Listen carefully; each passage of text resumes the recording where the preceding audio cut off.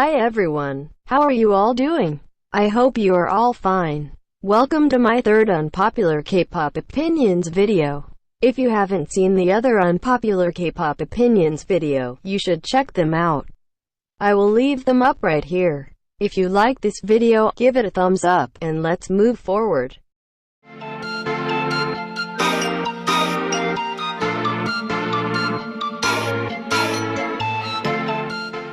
2020 rookie groups remind me so much of 2017 rookie groups where nobody really stood out, with the exception of Chungha. Or maybe I just had high expectations for every group this year. Cause most of them are overhyped to stand out, like 2019 rookie groups where we had very AB6 TXT, 80s and CIX, ITZY and Everglow, and you can actually tell them apart. I had such high expectations for Treasure's debut. To me, their debut makes them look like they are just another group similar to Gravity.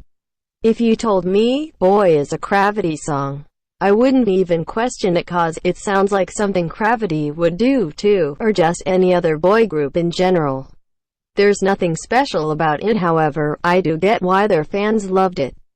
They waited for this moment for 2 years.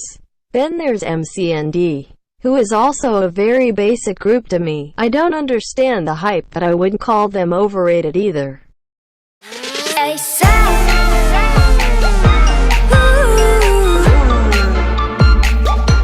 As someone who was super into So Bad when it came out, when I first reacted to ASAP, I was disappointed and kinda sad that they had a lot of traction. I thought the song was lifeless and lacking. Also, it coming from a producer who made twice as earlier title tracks.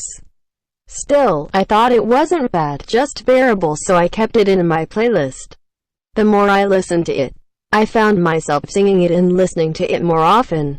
And I thought about it. It's actually pretty good. I saw a couple of people say that it has a second-gen vibe. I couldn't tell you this really, as I didn't really get into K-pop until third gen. Their concept is nice from the girl crush concepts we're used to seeing.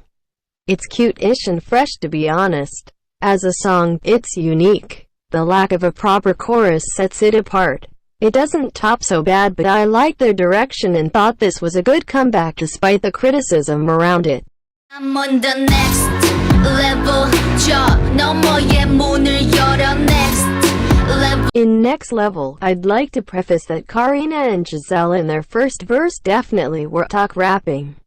But past Winter's High Note is where I think they're somewhat rapping. They seem to have a sense of flow and didn't make me feel like they were just talking. There are obviously a lot of parts that are wrong with the song, which I will be talking about in my monthly comebacks video, but I don't think it's the rap portions which is messed up. Blackpink in your area. I am a Blackpink stan from an early stage, and never recognized their lack of chemistry, but it is looking differently for them now.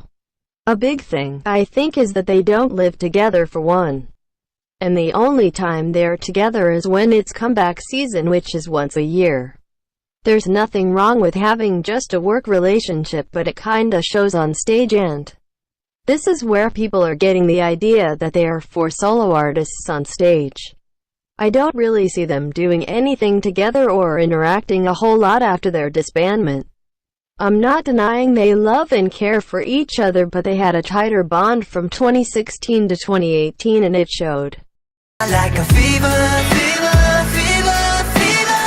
널 안고 싶어, 널 안고 싶어. Fever was my favorite song from Border Carnival, and I was fairly excited for the MV. And music videos with lots of just glamour shots are my personal favorite. Also, the first 1 minute of the MV looked like they were building upon the storyline that we've been following, but after the song started they kinda just forgot about that. Not that you have to have a complete arc, because it's an ongoing story. But if you're starting with it, I was expecting some kind of payoff. There wasn't even any interesting a part to see from what we saw in the teasers.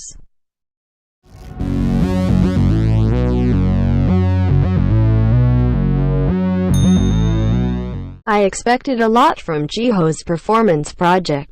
In the project trailer, I was immediately mesmerized by her movements and facial expressions, but when the final video was posted, it just seemed kinda bland. Her voice doesn't also seem to match well with the theme of the song. I really loved the outfit and the choreography though. It's just that it didn't seem powerful enough to make me wanna watch it again. She is so much more capable than what was portrayed in her performance project. Zimzalabim zim zimzalabim zim zimzalabim zim zim zimzalabim zim zimzalabim zim zimzalabim zim zim. I noticed this with songs that are considered bad by most of K-pop stans. While I disliked most of these songs on the first listen, they all have something that I can't explain which makes it actually catchy and a bop. And it makes it stay on your head, and gets better the more listens you give it.